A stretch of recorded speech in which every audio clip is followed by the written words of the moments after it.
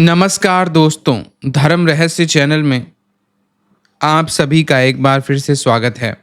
आज हम 2 अनुभवों को लेने जा रहे हैं और पहले अनुभव को पत्र के रूप में भेजा गया, वहीं दूसरे अनुभव में भी इसी प्रकार की कहानी और जिन से संबंधित अनुभव को भेजा गया। तो चलिए पढ़ते हैं पहले अनुभव को और फिर दूसरे अनुभव के विषय में जानते हैं।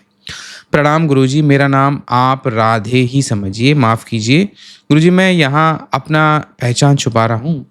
बाद में कहानी के माध्यम से आपको समझ ही आएगा कि आखिर क्यों।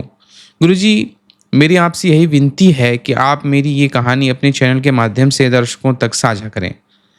गुरुजी, मैं भी सामान्य व्यक्तियों के समान ही अच्छे रहन-सहन, आचार, व्यवहार और एक सामान्य व्यक्तित्व की सोच लिए हुए था। गुरुजी, मैं शुरू से ही नकारात्मक शक्तियों को देखने में सक्षम था, पर आज नहीं हूँ। बात उस समय की है गुरुजी, जब मेरे माता-पिता ने मेरे विवाह के लिए रिश्ते ढूँढने शुरू किए। मेरा रिश्ता एक गरीब घर की सुंदर लड़की से करा दिया गया, क्योंकि उस तरफ के लोग दहेज देने में सक्षम नहीं थे। तो मेरे पिताजी ने ही दोनों तरफ की शादी निपटाई। लड़की बहुत ही गुणवान थी गुरुजी। हम पेशे से कारीगर हैं, पैसों की कोई कमी नहीं थी, लेकिन हमारे पिता हम पति-पत्नी के लिए जब तक 10 बार मतलब किसी चीज़ के लिए ना कहा जाए, तब तक के पैसे नहीं देते थे। छोटी-छोटी ज़रूरतों के लिए भी उनसे ही बार-बार कहना पड़ता था। मुझे हमारे घर में प्रत्येक सदस्य अपने खानदानी काम को ही करते आ रहे हैं। घर की अर्थव्यवस्था हमारे माता-पिता के हाथों में ही थी। यहाँ मैं अपने माता-पिता को गलत नहीं ठहरा रहा हूँ। मैं बस यही कहना चाहता हूँ कि महीने के कुछ धन प्राप्त हो जाए, पति-पत्नी अपना आंतरिक खर्च निकाल सकते हैं, जिससे दुनिया में बताया ना जा सके। गुरुजी, पैसों की समस्या और लगातार मेरी बीमारी के चलते हम दोनों में कभी-कभी बहुत अनबन भी हो जाती थी। वो ज़्यादातर अपने मायके ही रहती। एक बार जब वो चली गई, तो मुझे रात में सपना आया, जिसे मैं ये देखता हूँ कि मैं एक जंगल में हूँ। एक पेड़, उसके नीचे मुझे कुछ दूर से ही हम छम-छम की आवाज़ें सुनाई दे रही थी। उस आवाज़ को सुनकर मैं डर गया और उठकर उसी पेड़ के पीछे जाकर छिप गया। मैंने देखा सामने एक बहुत ही सुंदर लड़की सफ़ेद चमकीले वस्त्रों में इधर की ओर चली आ रही। उसके एक हाथ में बड़ा-सा कलश, दूसरे हाथ में पूजा की थाली है। वो जाकर एक बहुत बड़े पेड़ के नीचे जाकर बैठ गई और उसने वहाँ पर एक जगह ढेर हुए पत्तों को हटाया, तो वहाँ काले रंग का शिवलिंग भी। उसने शिवलिंग से सभी पत्तों को साफ किया और कलश लेकर थोड़ा आगे तक गई। मुझे आज भी याद है कि वो कुआँ भी सफ़ेद रंग का था, उसमें रस्सी भी पहले से ही लगी हुई थी। उस लड़की ने कलश को जल से भरा और फिर शिवलिंग की धुलाई करके उस पर जल चढ़ाया। उसे कुछ आवाज़ सुनाई दी। उसने कहा, "कौन है? कौन है? यहाँ बाहर आओ।" मुझे पहले से ही इस लड़की से बहुत डर लग रहा था, पर वो मुझे बहुत अच्छी लग रही थी। मैं बिना कुछ बोले ही उसके सामने गया और उससे कहा, "कौन हो तुम?" मैंने कहा, "मुझे मत मारना, मुझे नहीं पता मैं कौन हूँ।" उसने मुझसे कहा, "अरे सुन, चल जा यहाँ, वहाँ सामने जाकर बैठ जा।" मुझे उससे डर लग रहा था, क्योंकि मुझे नहीं पता था कि मैं कहाँ हूँ और ये लड़की कौन है। उसने मेरे सामने शिवलिंग पर फूल अर्पित किए और कुछ मीठा भी। वो मुझे नहीं पता। फिर से वहाँ से वो गायब हो गई और बहुत देर बाद शिवलिंग के पास गया और वहाँ रखे फल और मिठाइयाँ मैंने खा पी कर वहीं सो गया और जब आँख खुली तो अपने घर पर था। गुरुजी, यही सपना मुझे शादी से पहले भी कई बार आ चुका था। कुछ धुंधला-धुंधला सा, पर गुरुजी उस समय मैंने कभी ध्यान ही नहीं दिया। लेकिन पत्नी के मायके चले जाने पर मुझे ये सपना बहुत ही क्लियरली समझ आया। हम दोनों एक दूसरे से बहुत समझते थे, पर फिर भी जीवन में न जाने कई समस्याएँ भी आईं, जिसके चलते हम दोनों एक दूसरे से अलग रहने लगे।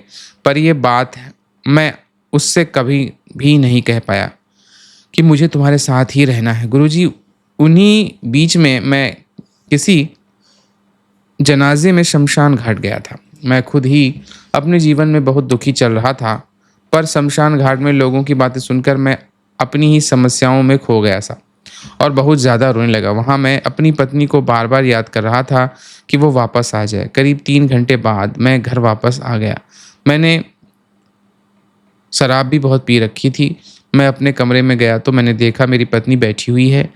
उसे देखकर मैं रोने लगा और उस पर बहुत गुस्सा भी किया, पर वो मुझसे बोली नहीं। मैंने भी उससे कहा कि अगर तुम मुझसे नहीं बोलना चाहती तो कोई बात नहीं, पर तुम हमेशा मेरे साथ ही रहना। मैंने बहुत देर तक उससे बातें की और न जाने शराब के नशे में कब सो गया। सुबह जब नींद खुली तो मेरी पत्नी मेरे साथ नहीं थी।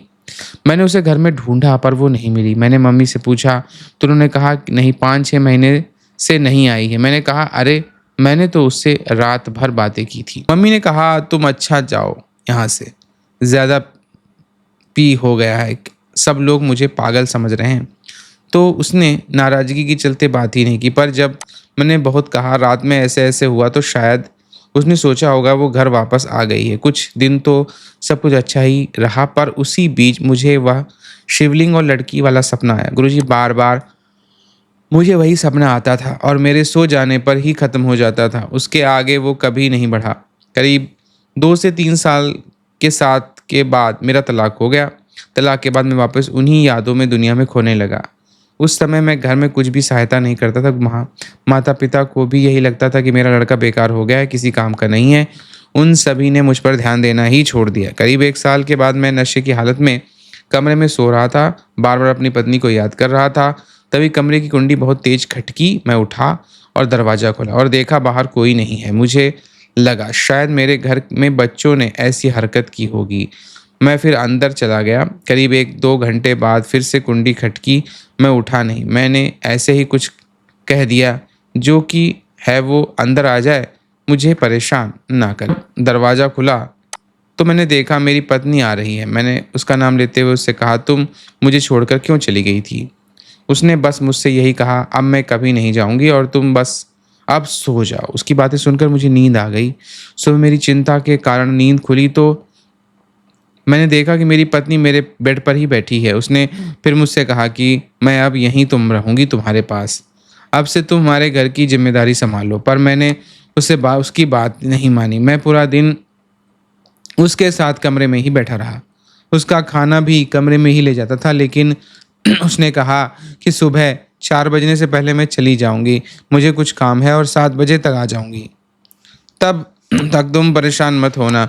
मैंने भी उससे कहा ठीक है। करीब 15 दिन उसके साथ बिता लेने के बाद मुझे उस पर यकीन हो गया कि अब वो हमेशा मेरे साथ ही रहेगी। शुरू-शुरू में तो घरवालों को यही लगता था कि शराब के नशे के कारण मैं 2-2 प्लेटों में खाना खाता हूँ। पर एक दिन मम्मी ने मुझसे पूछा ये कि तुम 2 प्लेटों में खाना क्यों लेके जाते हो? वो उनसे कहा कि मैं ये अपने लिए लेके जाता हूँ। ये बात जब मम्मी ने पापा से कही तो उन्होंने कहा हमें इसका किसी अच्छे डॉक्टर से इलाज कराना पड़ेगा।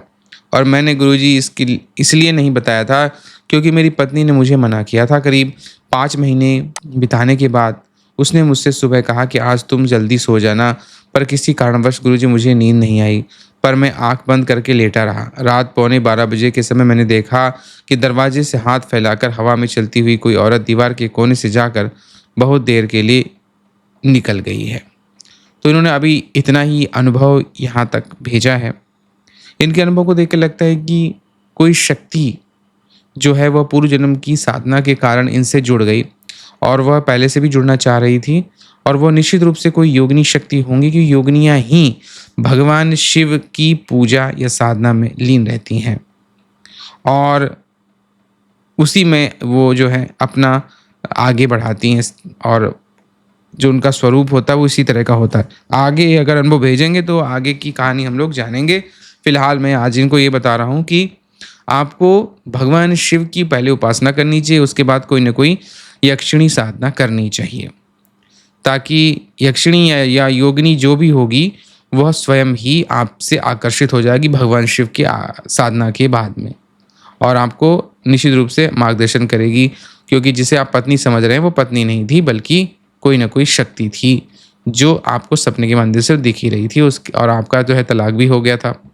तो इसी कारण से और बाकी ज़्यादा सोचने की आवश्यकता नहीं, केवल साधना कीजिए और ज़्यादा परेशान भी होने की आवश्यकता इसमें बिल्कुल भी नहीं है। अब चलिए आते हैं दूसरे अनुभव पे, जो कि एक रहस्यमयी जिन्न साधना से संबंधित है।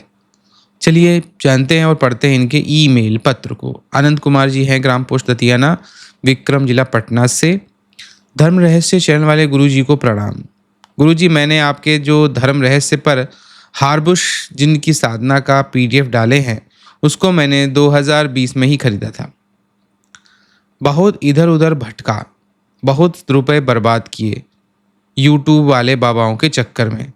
जब मैं लुटकर पूरी तरह से बर्बाद हो गया तो आपके दिए गए पीडीएफ पर ध्यान गया।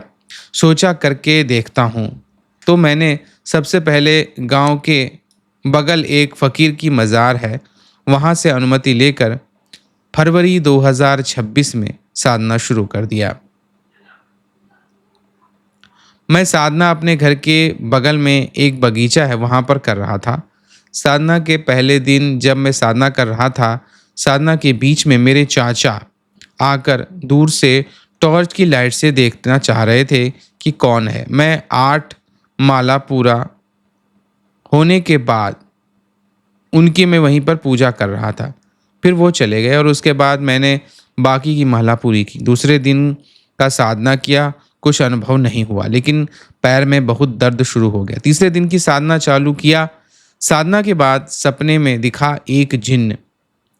सपने में आया और बोला, तुम्हें कौन सा जिन चाहिए, ये जिन ले लो, वो जिन ले लो, कौन सा जिन लेना चाहते हो। फिर सुबह के कुछ डरावने सपने आए, लेकिन वो याद नहीं रहे। चौथा दिन जब जाप का समय हुआ तब बहुत डर लगा और पैर में बहुत तेज दर्द था, इसलिए साधना छोड़ दिया। असली खेल तो इसके बाद शुरू हुआ।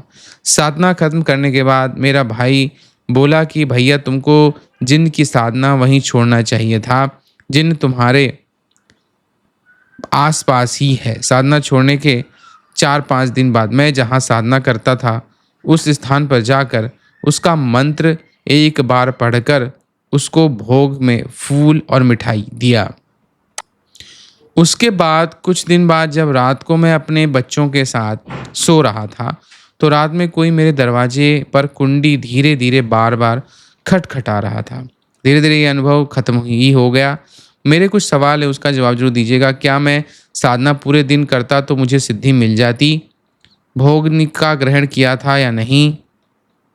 मैं डॉक्टर नरेंद्र श्रीमाली का तंत्रीवत गुरु बनाया था और बटुक भैरव तथा महाभैरव जी की साधना पूरी किया था। उसके बाद मैं हरभुज जिन की साधना कर सकता हूँ। हाँ, तो आप ये चीज़ें सारी कर सकते हैं। दूसरी बात ये है कि वो भोग जो है जिन ने ग्रहण किया, लेकिन साधना पूरी तरह आप नहीं कर पाए, इसलिए कभी भी कोई भी नियमावली में खंडन नहीं होना चाहिए। जैसे चाचा के माध्यम से खंडन हुआ, इसके अलावा पूरे दिन आपने साधना नहीं की, उसकी वजह से खंडन हुआ। तो विधिवत तरीके से जब कोई साधना नहीं की जाती है तो उसमें कोई ना कोई खंडन की वजह से सिद्धि में भी फर्क पड़ जाता है। तो ये चीज़ें होती हैं और एक बार साधना में असफल होने पर दोबारा से उसी साधना को करने पर पूरी तरह सफलता नहीं मिलती, क्योंकि जो शक्तियाँ होती हैं वो आपको परख चुकी होती हैं। तो इसलिए आपको जो है सावधानी पूर्वक आगे एक कदम बढ़ाना पड़ेगा और तभी आप जो है इस क्षेत्र में आप कामयाब हो पाएंगे। तो ये थे आज के 2 अनुभव। आपको कैसे लगे ज़रूर कमेंट बॉक्स में बताइए। आप सभी का दिन मंगलमय हो। जय माँ पराशक्ति।